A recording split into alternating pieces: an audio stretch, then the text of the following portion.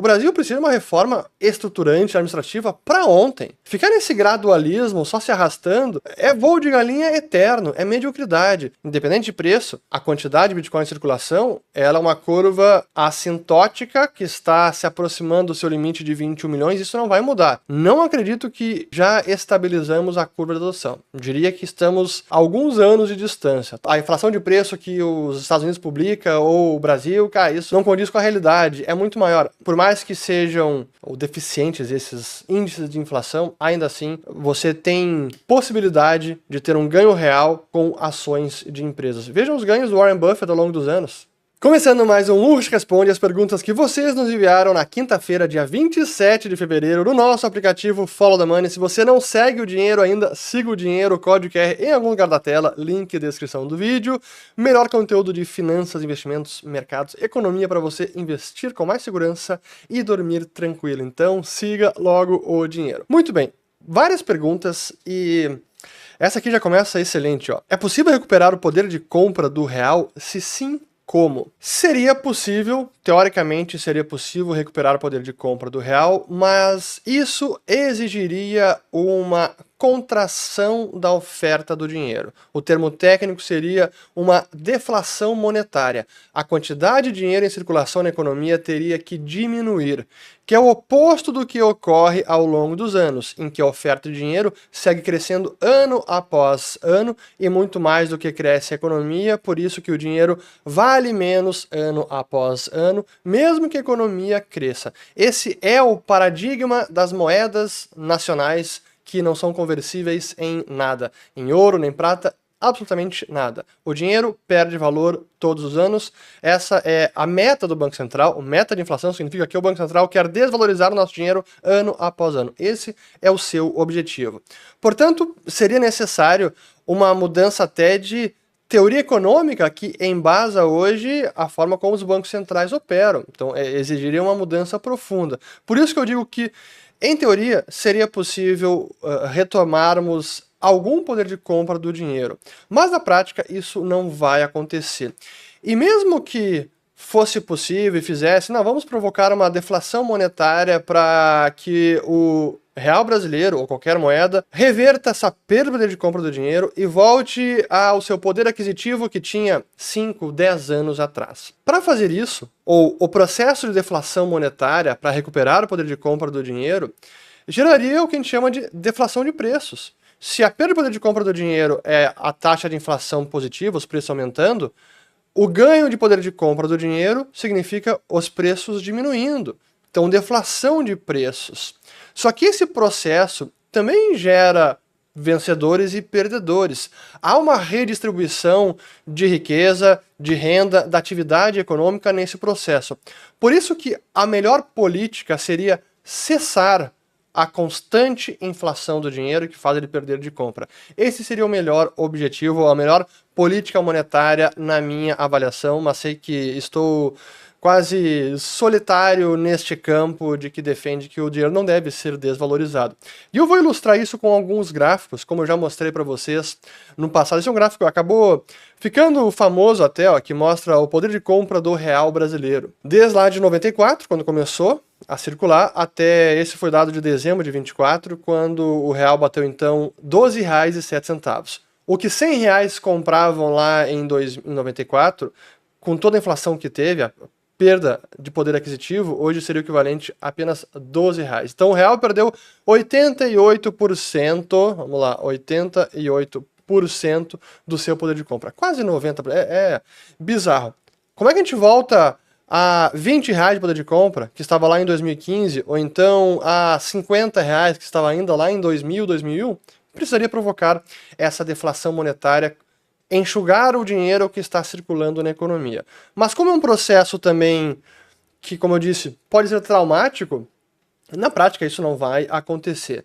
Aconteceu no passado, no dólar, e eu vou mostrar agora o gráfico do dólar, que foi justamente ali na Grande Depressão. E vejamos então o que aconteceu naquele momento. Primeiro, quando o Fed começou a operar, em 1914, foi o ano de início do Fed, O dólar perdeu muito valor nos primeiros anos, ali na década, até pegou a Primeira Guerra Mundial, o dólar perdeu muito valor. Depois, na década de 20, ficou até relativamente estável. E aí, quando veio a Grande Depressão, Grande Crash de 29, Grande Depressão, o dólar se apreciou.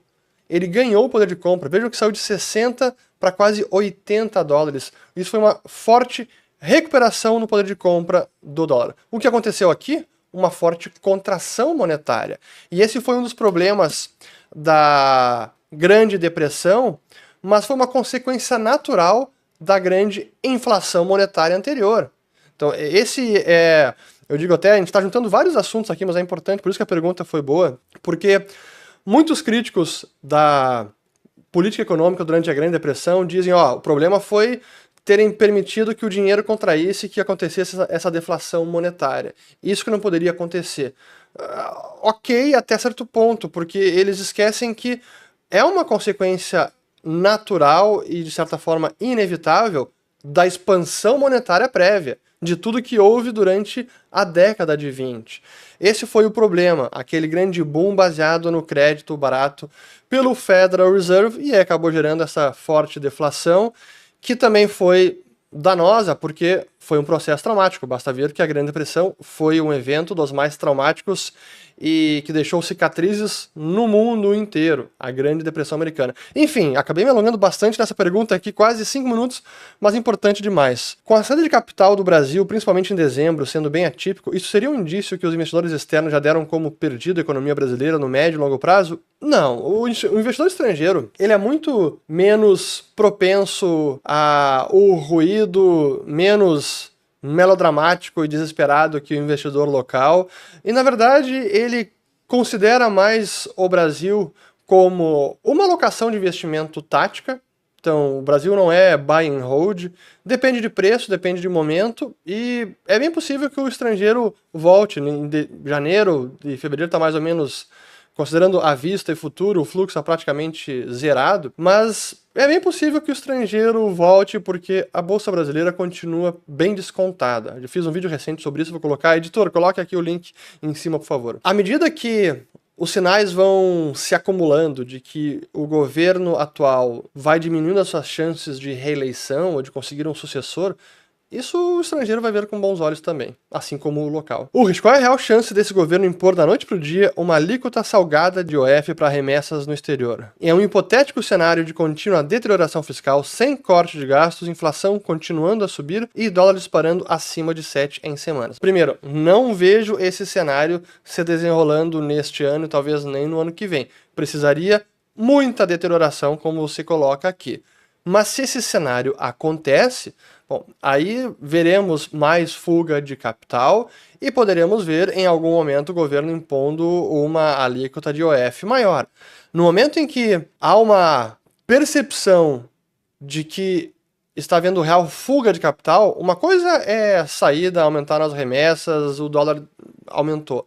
Outra coisa é uma busca quase desesperada para enviar dinheiro para fora do país.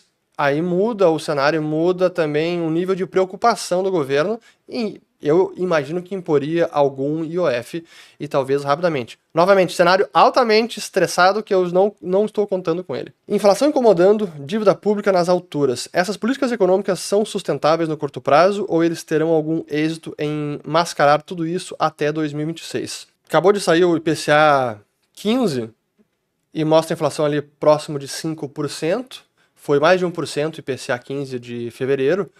E a dívida continua alta, nenhuma perspectiva de mudar, mas nós já vimos como a estressada do ano passado e a necessidade de mostrar para o mercado alguma contenção fiscal já fez já fez o resultado primário no ano passado ser um pouquinho menos estourado do que o anterior. A gente analisou até com detalhe para os nossos membros aqui do Follow the Money. Quem não assistiu e não faz parte ainda, assista, tá bem bacana, porque a gente mostra as variações de gasto, o que impactou, o que mudou, receita do governo, arrecadação.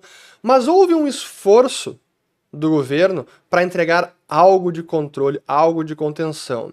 Então, a pressão do mercado, a pressão da opinião pública está surtindo algum efeito. o suficiente para evitar uma degringolada completa.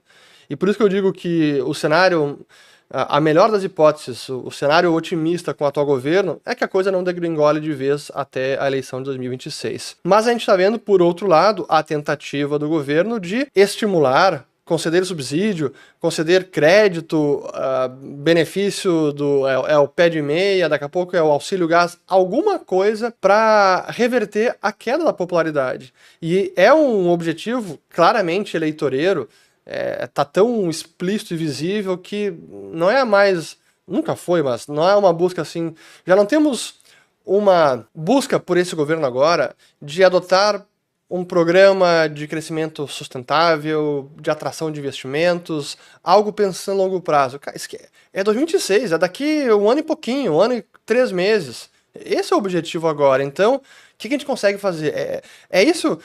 Vocês podem ter certeza que Lula se reunindo com seus ministros, Haddad, etc., as conversas são, cara, o que a gente faz? Anuncia alguma coisa, algum pacote, um crédito, algum benefício, programa, alguma coisa tem que mudar porque eu, Lula, tô caindo nas pesquisas sem parar e assim eu não vou conseguir me reeleger e vai ser uma péssima marca pro meu legado. Então façam alguma coisa. Esse é o debate lá dentro das 4 paredes do Palácio do Planalto. É isso que eles estão falando. Veremos o que acontecerá até 2026. Como é possível o Fed estar reduzindo o seu balanço, diminuindo a base monetária, e o M2 continuar subindo? Ao fazer o quantitative tightening, que é o aperto monetário, o Fed reduz seus ativos e, consequentemente, as reservas dos bancos, certo? Isso não ocasionaria indiretamente a redução da criação de depósitos pelos bancos e, portanto, o M2? Primeiro, eu recomendo muitíssimo que você assista, aqui o nosso membro do Follow the Money, que você assista ao nosso módulo sobre a criação de dinheiro pelo Banco Central. O que acontece? E isso é algo técnico, mas é fundamental para entender as diferenças, entender a mecânica do dinheiro. Por isso que eu digo, siga o dinheiro, follow the money. E quando eu falo follow the money, é seguir a oferta monetária, né? O que o Banco Central está fazendo com o dinheiro. O dinheiro que o Banco Central cria, que são as reservas bancárias, bancos comerciais, dinheiro dos bancos comerciais junto ao Banco Central, essas reservas, esse dinheiro criado pelo Banco Central, não é o dinheiro que está circulando na economia e que as famílias estão usando, as empresas estão usando para pagar bens e serviços. Mas é o dinheiro que os bancos usam para a liquidação de pagamentos entre si. E é um dinheiro que, em última instância, ele pode limitar o crescimento do crédito. Porque se um banco tem quase nada de caixa, que seriam as reservas bancárias, ele vai ter dificuldade de aumentar o crédito porque ele pode sofrer uma corrida bancária, então ele precisa ter um caixa mais volumoso. O que aconteceu depois de 2008? Com tantas rodadas de afrouxamento monetário, criação de dinheiro, os bancos têm um colchão de reservas, um caixa muito parrudo. Então eles podem aumentar o crédito sem nenhuma preocupação quase com corrida bancária, com saques, com problemas de liquidez. Tem muitas reservas no sistema, então eles podem seguir criando crédito sem nenhuma preocupação. Claro que um outro banco pode ter problema específico, como o que aconteceu no ano retrasado com o Silicon Valley Bank. Agora, nesse momento que o Fed está reduzindo o seu balanço, diminuindo esse dinheiro das reservas bancárias, ainda está distante de chegar no momento em que, está faltando liquidez no sistema e por isso os bancos não conseguem mais expandir o crédito e, portanto, o M2 não cresceria. Não chegamos lá ainda e talvez nem cheguemos nesse ponto. Então precisaria muita destruição, enxugamento da liquidez pelo Fed para que esse enxugamento restringisse o crescimento do crédito bancário, portanto, do M2. Espero que eu tenha explicado de forma bem clara. Mestre, Fear and Greed batendo 10, aqui o medo e ganância batendo 10. MVRV, que é o indicador aquele do valor de mercado sobre o valor realizado do Bitcoin, abaixo de 2. É uma armadilha do urso ou quebramos o ciclo? Já complemento com uma segunda pergunta. Acredita que esse ciclo é do institucional, BlackRock, ETFs, MicroStrategy, GameStop e talvez o próximo será dos governos? Começo pela segunda pergunta. Sim, diria que sim. Acho que a gente pode considerar isso como o cenário que vimos se desenrolar aí nos últimos 18 meses, 2 anos. E tem várias perguntas sobre o Bitcoin, aí o pessoal perguntando, o que está acontecendo com o Bitcoin? De fato, vamos lá.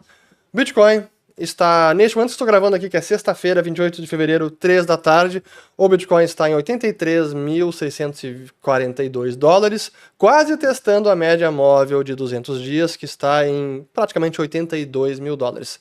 Sinal bem feio para graficamente, sinal feio, e aqueles que estão analisando o gráfico diriam que estamos próximos de testar um suporte importante aí que poderia levar o Bitcoin para 70 mil dólares, por exemplo.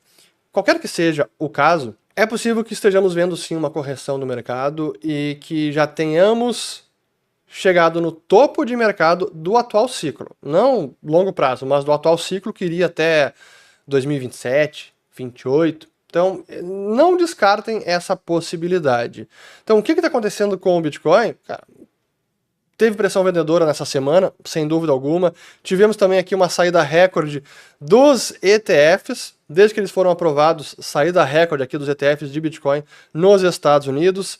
A atenção da geopolítica, o Trump novamente impondo tarifas no México e Canadá, reafirmando que elas vão começar a valer, assim como na China, traz incerteza, problema de aversão a risco.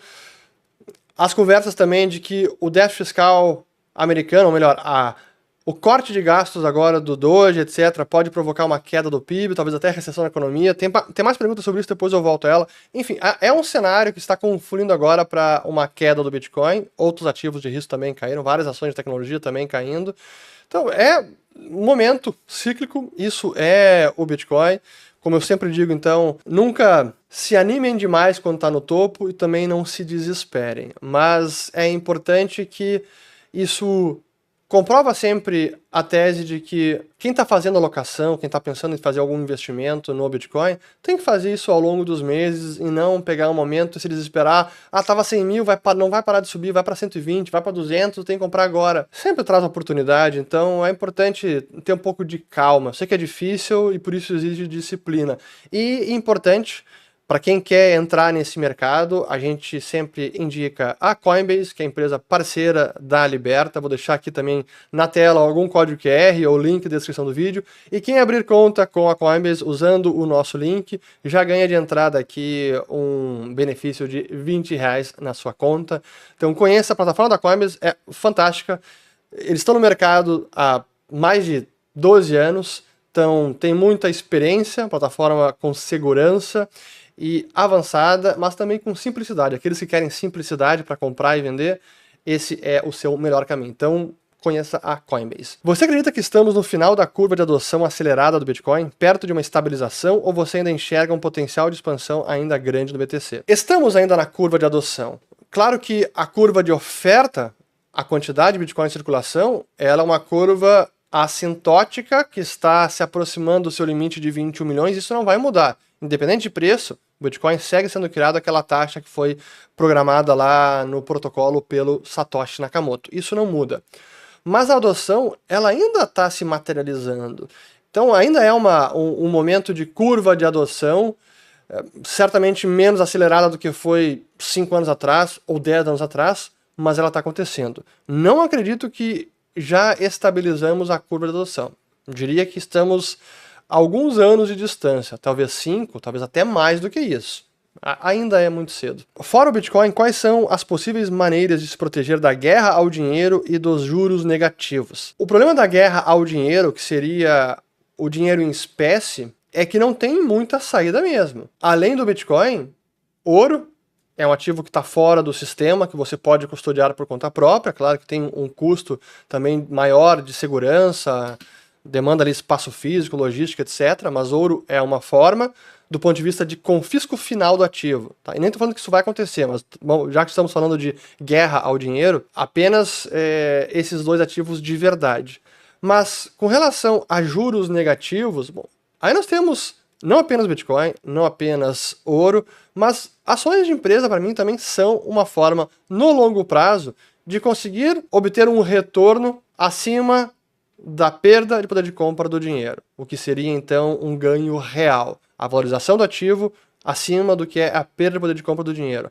Ah, mas aí a resposta, pô, mas a inflação de preço que os Estados Unidos publica, ou o Brasil, cara, isso não condiz com a realidade, é muito maior.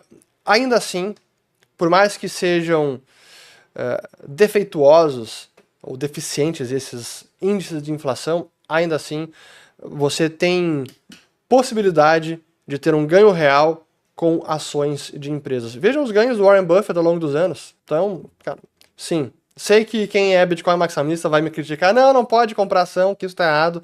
Eu discordo, mas este é outro debate. O que achou do lucro do Banco Central? É meritório ou resultado deve-se à desvalorização do real brasileiro? Que coisa, né? Essa é das bizarrices da nossa autoridade monetária que, devido ao seu fracasso em defender a nossa moeda e permitir uma desvalorização brutal histórica na taxa de câmbio, com todos esses resultados negativos, o Banco Central acabou tendo um lucro também gigantesco, chegou a mais de 270 bilhões de dólares, de reais, aliás, perdão, aqui ó, 271 bilhões de reais. Mas o operacional mesmo foi cerca de 28, e que é o que o Banco Central repassa ao Tesouro. O restante, o que é que foi? A variação das reservas internacionais. Por isso que é o paradoxo, porque como o Brasil conseguiu acumular muitas reservas ao longo de 2007 até 2012, que foi mais ou menos o período assim de lua de mel do Brasil, que éramos também em grau de investimento, houve uma forte entrada de capitais. Isso não apenas apreciou nossa taxa de câmbio, mas também permitiu um grande acúmulo de reservas internacionais. E nunca mais vendemos as reservas. É claro que tem uma entrada e saída, mas não há grandes oscilações, até porque o câmbio é flutuante, então a gente tem mantido um bom nível de reservas. Só que acontecem essas loucuras. Quando o real se desvaloriza muito, como o Banco Central tem um ativo denominado em dólares, o real se desvalorizou, o ativo denominado em dólares, quando ele é convertido para real, acabou gerando um ganho absurdo. Então este ganho das reservas internacionais, que é considerado um ganho não realizado, é apenas um ganho contábil, porque o Banco Central não vendeu as reservas. Tanto é que este lucro todo ele vai ser repassado para a conta de reservas de lucro do Banco Central. Então não é repassado ao Tesouro, ele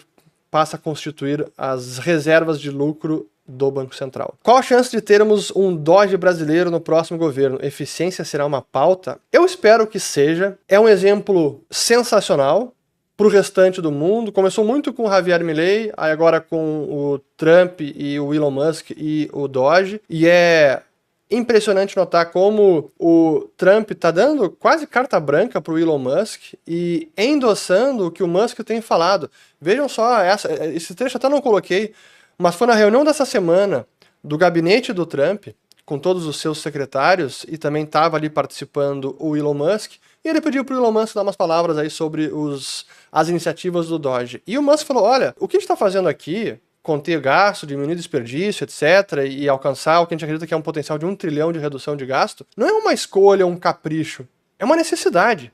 Se nós não fizermos isso, os Estados Unidos estarão insolventes, o país vai quebrar.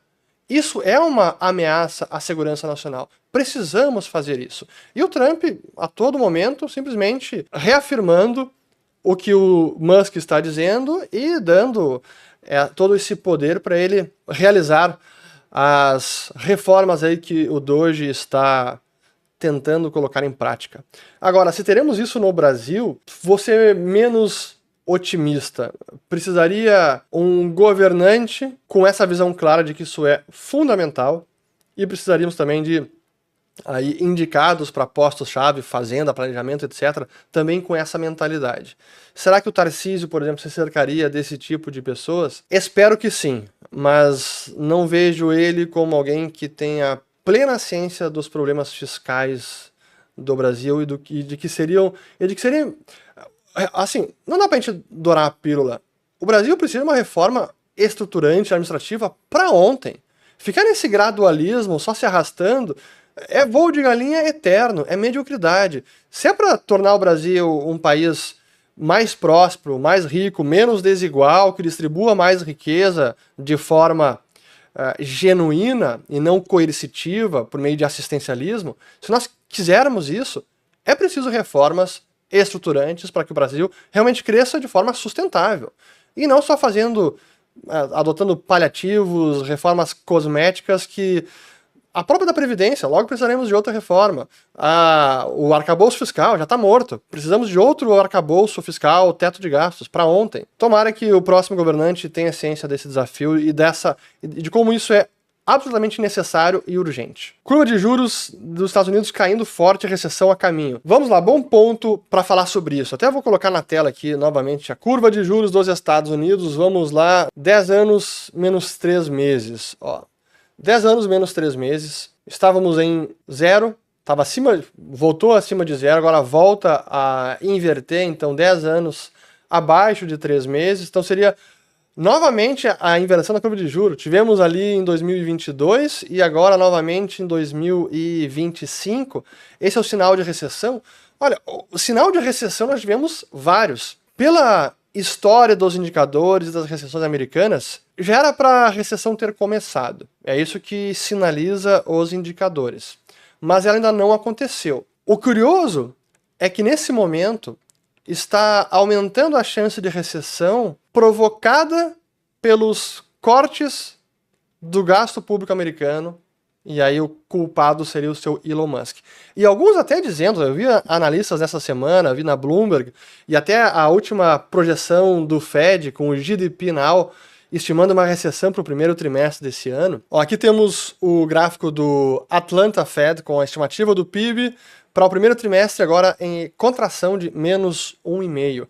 E qual é a explicação aqui? Partes é um aumento de importações, então aumentou o déficit da balança comercial, porque supostamente os importadores estão acelerando, antecipando importações por conta de tarifas. Esse seria um dos efeitos, mas também há um efeito de queda de consumo e também há o efeito do próprio gasto americano. Pô, se o gasto público diminui, no curtíssimo prazo, isso pode se refletir como menor atividade econômica.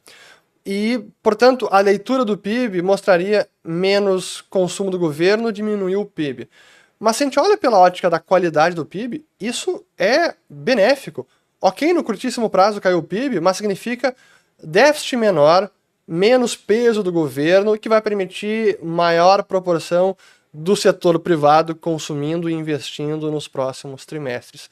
Então, por mais que resulte em queda, por conta de queda do gasto, isso não é um problema. Na verdade, é uma solução. Não importa o que o PIB diga no curtíssimo prazo. Aí teremos recessão a caminho? Pode ser.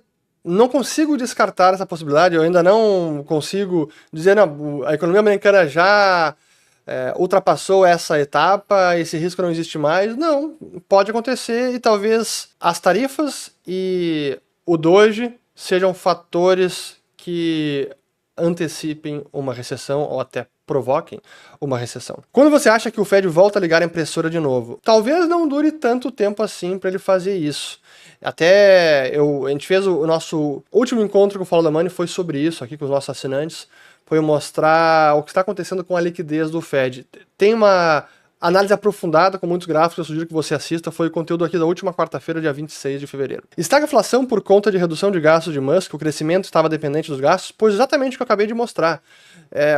Parte sim, o déficit elevado ele é um estímulo expansionista para a economia e no curtíssimo prazo pode impactar PIB positivamente do ponto de vista quantitativo, mas qualitativo, quanto mais o Estado gasta, pior é para a economia. Então, que bom que o Estado americano está reduzindo, tentando pelo menos, reduzir seu gasto. As tarifas do Trump vêm aí, qual é o impacto disso? Estão vindo, volatilidade nos mercados, mais guerra comercial, protecionismo, nacionalismo, mas há um fator importantíssimo por trás das tarifas que eu vejo que ninguém está comentando. E eu já tangenciei esse assunto e eu vou falar novamente sobre isso. Estou preparando um material bem explicativo, didático, porque talvez a justificativa mais importante de todas para as tarifas ninguém esteja falando, e é preciso entendê-la. R$1 milhão ainda é bastante dinheiro. Imagina que seja R$1 milhão aqui, né? Bom, mas $1 milhão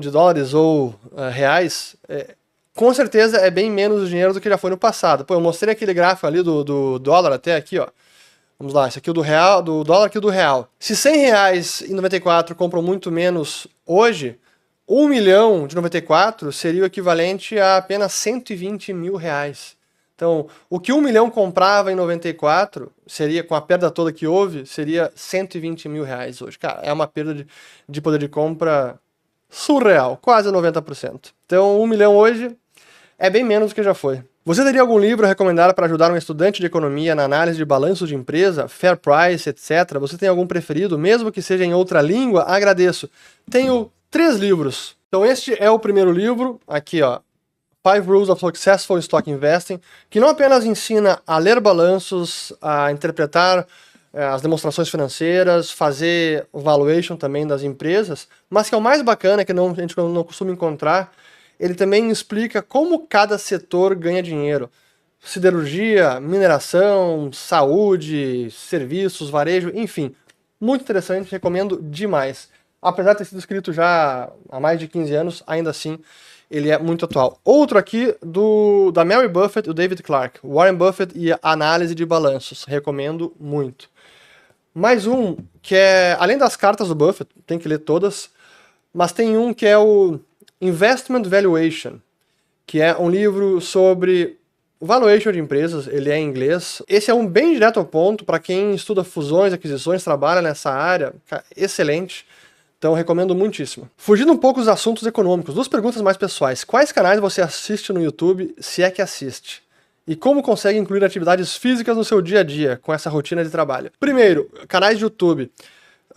De economia e mercados, eu não assisto tantos. O que eu tento assistir com frequência é o do Juan Ramón Rayo, quando são assuntos de economia, de Argentina, Europa, Fed, é espanhol. Ele acompanha com frequência. O Jeff Snyder, do Eurodollar University, eu costumava acompanhar, mas tem muita coisa que eu não concordo. Ele tem uma leitura interessante dos indicadores, mas tem coisa que eu não concordo. Mas aí acabo encontrando também, de forma aleatória, entrevistas, artigos, palestras, eventos, etc., conferências, que aí não é um canal específico, mas agora de bate-pronto me vem esses 2 na cabeça. Claro que isso vai variando ao longo do tempo, né? E como é que eu consigo incluir atividades físicas? Cara, tem que incluir. Eu faço musculação terça, quarta e sábado, 6h30 da manhã. Tem que fazer, porque tem que fazer. Cara, 44 anos, a carcaça começa a sentir. E se não fizer, tudo dói. Então, cara, dormindo mal, pouco, tem que fazer sempre. Então, eu procuro sempre começar com exercício físico, e aí jogo tênis segunda e quarta, às vezes também no fim de semana. Eu procuro sempre começar o dia com exercício físico, não porque eu prefiro acordar de manhã e acho bacana demais, não, eu vou pra academia sonâmbulo, mas porque se deixar pro fim do dia, é ruim, sempre tem alguma demanda, às vezes alguma transmissão, ou uma reunião tarde, ou então pode ter algum jantar, e também poder ficar com a família e jantar com esposa e filhos, cara. Se eu deixar para fazer de noite exercício, aí complica. Então, começo o dia com isso, me livro e estou pronto para trabalhar e depois ficar com a família. Aqui tem uma pergunta das melhores que eu vi nos últimos tempos. Muito se fala em investir e guardar dinheiro para o futuro. Quando, então, é a hora de usufruir dos investimentos e se aposentar? Poucos influencers falam sobre isso. Seria um conflito de interesse, de certa forma? Eu não acho que é um conflito de interesse, mas talvez seja porque, nenhum dos... Assim, quem tem canal de finanças, quem fala sobre investimento, etc., talvez não seja nem perto da idade de se aposentar e de usufruir dos seus investimentos, então essa talvez não seja uma preocupação. De repente, vale a pena conversar com pessoas mais experientes que estão se aposentando ou já se aposentaram e saberão responder melhor. Mas é um ponto fundamental, porque eu vejo que muitos investidores, pessoas em geral, acabam buscando uma acumulação de patrimônio sem parar, crescente. Cara, tem que acumular mais, tem que acumular mais, tem que acumular mais. E realmente, quando que é suficiente? Quando que se para ou quando que diminui a pressão que você pode dizer, cara, financeiramente estou tranquilo, estou seguro, alcancei o que eu queria, tenho reserva de emergência, conquistei, realizei meus sonhos materiais, de experiência, de viagem, faculdade, sei lá, não importa. Conquistei o que eu queria e financeiramente estou tranquilo. Quando é que chega esse ponto? Primeiro, cada um deve dizer quando é esse ponto, mas talvez você possa criar um método de chegar a essa resposta. E o que eu diria? Primeiro, é preciso fazer a matemática financeira. Calcule quanto que você gastaria nos próximos anos. Então faça a sua projeção, seu planejamento financeiro, projeção de custo de vida, de acordo com as suas necessidades, de acordo com demandas financeiras, de acordo com sonhos familiares, de acordo com o objetivo de viagem, aquisição de bem material, enfim. Quais são os seus objetivos? Projeta isso no futuro, qual é o seu custo de vida, projeta a sua renda, projeta o seu patrimônio, o crescimento dele, os aportes que você pode fazer ao longo do tempo. E aí defina qual que seria o montante satisfatório que você possa dizer, cara, a partir daqui tenho o suficiente. E honestamente, não é uma resposta fácil. Eu não lembro quem foi que falou sobre isso, mas para mim foi uma resposta brilhante. Algum investidor economista renomado, em que ele disse o seguinte, ó, eu tenho algo que nenhum investidor tem, o suficiente. Cara, e realmente conseguir chegar a essa conclusão é fundamental. Mas não deixe apenas para a aposentadoria, ou para a terceira idade, ou para o fim da sua vida, usufruto do seu patrimônio e da sua renda. Porque também, cara, a vida é uma só, e a vida é um sopro. E você não sabe o que acontece amanhã, na próxima hora, no próximo mês, no próximo ano. Então, também usufrua do seu patrimônio, realize o que você quer realizar. Às vezes, tem um pouco de assim, indulgência, você se permitir gastar um pouco mais, de repente antecipar uma viagem que você ia fazer só daqui 2, 3 anos. Cara, daqui a pouco 2, 3 anos você tem um acidente e não consegue, sei lá, quebrou a perna. Tudo pode acontecer, então não deixe apenas o usufruto do seu trabalho, das suas economias, do seu patrimônio para o fim da vida. É importante fazer isso ao longo da vida, com seus familiares, com as pessoas que você ama. Então, esse é o recado que eu daria, e saiba dizer quando é o suficiente. Porque, como diria os sábios, caixão não tem gaveta. Como raios você concilia família, carreira e criação de conteúdo? Aqui, bacana pergunta. Bom, primeira forma de conciliar. A carreira e a criação de conteúdo agora são a mesma coisa. Então, o que eu tenho de atividade profissional tem a ver com criação de conteúdo. Então, como eu utilizo meu tempo lendo, pesquisando, preparando vídeos, preparando gráficos, apresentações, cara, esse é o meu trabalho. Então, tudo que eu produzo de conteúdo, hoje faz parte da minha carreira, felizmente, por isso que eu digo que eu sou um cara, sou um felizardo porque consegui conciliar a minha paixão com o meu trabalho, com a minha carreira. Então, mas claro, acabo trabalhando bastante, às vezes a gente tem momentos em que dorme muito pouco, isso claro que é ruim, isso até inclusive eu vejo a importância do sono e que eu sinto refletido aqui nos vídeos, cara. Se eu passo alguns dias dormindo pouco e não consigo descansar, eu tenho até dificuldade de articular pensamento, começa a faltar vocabulário, as palavras, desaparecem, então tem que dormir também, mas faz parte, hoje em dia eu trabalho muito e a gente não tem como desconectar por completo. Eu tenho uma flexibilidade grande de local de trabalho, vocês já viram vários vídeos meus em tudo que é lugar do planeta. Em algumas dessas viagens são viagens até com família, a família tira um pouco mais de férias, eu não, eu acabo trabalhando, mas acho que é assim que eu tento conciliar. Trabalho muito, costumo trabalhar fim de semana, tem sido quase que rotineiramente pelo menos meio turno, se não um turno inteiro, mas estou fazendo o que eu gosto e felizmente a família apoia, especialmente a esposa. Então, se você também não tem esse apoio dentro de casa, é difícil. Tem que se ajudar mutuamente e a família, a esposa, tem um papel fundamental. Que bom que eu tenho minha esposa que está sempre me ajudando e empurrando para frente, nunca para baixo. Num matrimônio, num relacionamento, cara, se tem alguém puxando para baixo, relacionamento âncora, foge. Tem que se ajudar e se empurrar os dois para frente. Carreira. Como posso usar os ensinamentos da escola austríaca para a gestão da empresa? Eu diria que os ensinamentos da escola austríaca eles auxiliam muito em entender o cenário macro, entender o que até no insight do Peter Drucker, o guru da administração, de gestão de empresas, que o consumidor é soberano e que você precisa atender, satisfazer as necessidades, os desejos dos consumidores, e ele é seu patrão, e ele é um cara muito volátil, e todo dia ele decide comprar ou não comprar da sua empresa. Então tem vários ensinamentos, entender cenário macro, entender um pouco mais de gestão, entender que as políticas econômicas de governos podem beneficiar a sua empresa, como podem também puxar o seu tapete, e você se prepara de antemão para não ser pego desprevenido. Então, o cenário macro, entender como a economia real funciona, isso para mim é uma das grandes vantagens da escola austríaca. Ela para mim tem uma aplicabilidade prática única. Estou indo morar e trabalhar em Buenos Aires. Devo ficar preocupado com a economia lá? Eu diria que não. Eu diria que, pô, apesar da meme coin do Milei, isso tá ali em banho-maria, não tivemos notícias novas sobre isso. Se tivermos, eu trago aqui.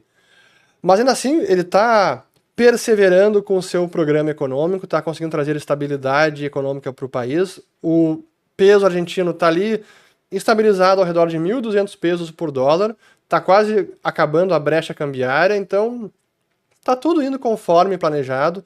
Eles estão abrindo mais economia, daqui a pouco pode ter aí um acordo comercial de livre comércio com os Estados Unidos.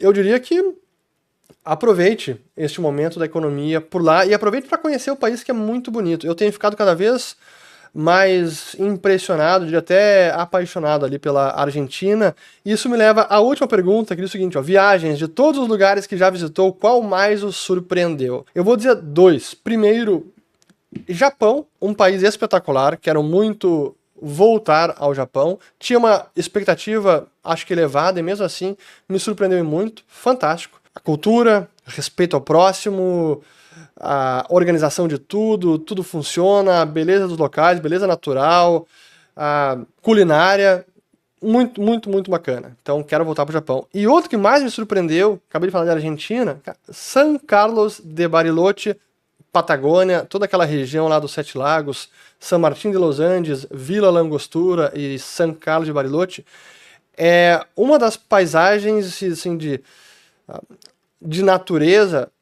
dos lugares mais bonitos que eu já vi no planeta. Me surpreendeu muito, hoje sou um grande apaixonado por Bariloche. E assim eu encerro mais um O Rich Responde, espero que tenham gostado, espero que tenham lavado as louças, espero que desfrutem desse domingo de carnaval com suas famílias e amigos, com muita prudência, cuidado para não fazer besteira aí, pessoal. Se inscrevam no canal, compartilhem, ativem o sininho. Quem não segue o dinheiro ainda, siga o dinheiro. E como sempre, qualquer ajuda com investimentos, contate os nossos profissionais na Liberta Investimentos para orientar vocês com relação à sua carteira, alguma decisão financeira, enfim, qualquer que seja a sua preocupação, inquietação, converse com a Liberta Investimentos que a gente pode ajudar você. Agora sim, fico por aqui e até o próximo vídeo. Valeu!